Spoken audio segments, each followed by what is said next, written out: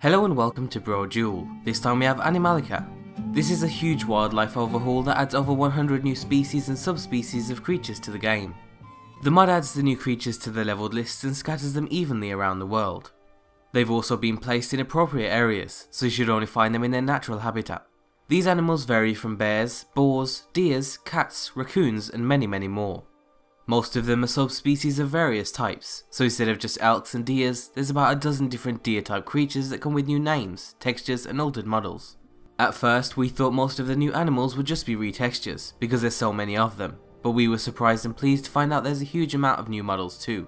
Some are smaller changes to the existing models, like the saber cat model being used to create lions, or the deer model being used to create moose.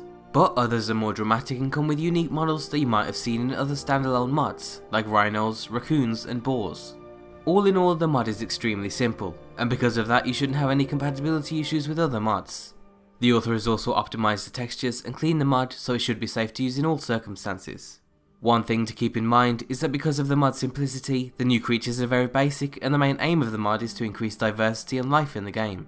So instead of seeing the same 7 or so creatures, you'll now nearly always see a new type of animal as you travel across the province. The downside however is that the new creatures don't come with unique behaviour, sound effects or other details like unique loot to really help set them apart from one another. So if you're interested in something with more depth, then we recommend you try the realistic animals and predators. It doesn't add as many creatures, but it adds things like unique behaviour, mating, food chains and more. So we'll include links for both mods down below. But overall, Animallica is a fantastic compilation of some great work by modders. The only thing we'd like to see is a version of the mod more fitting for Skyrim's climate, because while most of the creatures fit in fine, a few of them don't look like they belong anywhere in the mostly cold and mountainous region. Even just a mod installer where you could pick up and choose the types of animals you want installed would be more than enough. But nevertheless, the mod definitely helps increase diversity, and if you're the type of player that wants more life in the vast open spaces of Skyrim, then we definitely recommend you give it a go. We also really like the mod's name, so props to the author for not using something like immersive animals or more creatures.